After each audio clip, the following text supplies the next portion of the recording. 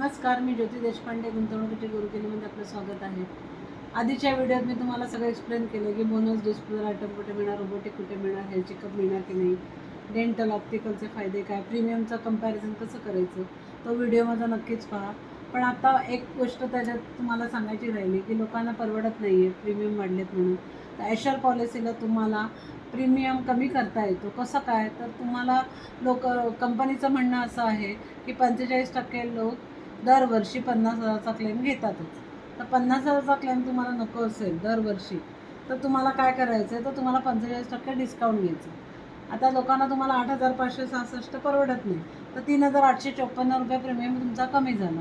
आता इथे तुमचा फायदा काय आहे, तर 3,854 रुपये तुमचे कमी झाले. जेव्हा तुमचा पहिला क्लेम येईल, समजा 5 वर्षांनी आला, तर तुम्हाला 50,000 खिशातनं भरायचे आणि त्याच्यावरचा क्लेम आहे समजा 2.5 लाखाचा आला, तर 50,000 तुमच्या खिशानं 2 लाख कंपनी देणार. अशा पद्धतीने तुमचा क्लेम सेटलमेंट होणार. आता जर का 56 ते 60 वयामध्ये 24,522 रुपये प्रीमियम आहे आणि तुम्ही डिस्काउंट घेतलं 45%, तर 11,000 रुपये वाचले. आता समजा तुमचं इथे क्लेम 5 वर्ष नाही चाललं, तर 55,000 तुमचे असे पण वाचलेले आहेत. म्हणजे तुम्ही 5 वर्ष क्लेम नाही आला तर 55,000 वाचले आणि तुम्हाला जेव्हा क्लेम येईल त्या 50,000 खिशातनं वरचे कंपनी देणार. म्हणजे पैसे वाचवायचा हा पण एक प्रकार आहे. लोक म्हणतात माझा क्लेमच येत नाही किंवा मग प्रीमियम जास्त आहे, मग 50,000 पण मला परवडतं आहे, 2 बँकेतनं 25,000 काढून ATMमधनं भरू शकतो. अशा लोकांसाठी ही पॉलिसी अत्यंत उपयोगाची आहे.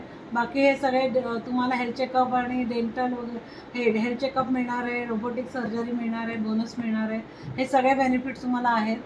डिस्पोजल आयटम तुम्हाला 100% मिळणार आहे. तर अशा पद्धतीने तुम्ही जर का बघितलं डिस्काउंटच्या पद्धतीने, तरी तुमचे पैसे वाचतात. आता तुम्हीच बघितलं 24,522ला 45% डिस्काउंट घेतलं तर 11,000 वाचलं.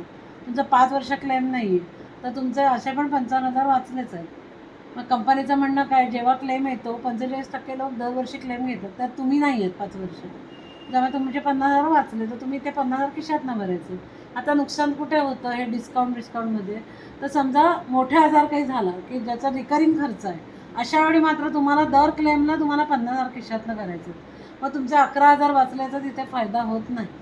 अशा पद्धतीने तुम्ही विचार केला तर तुम्हाला या पॉलिसी स्वस्त वाटतील. धन्यवाद.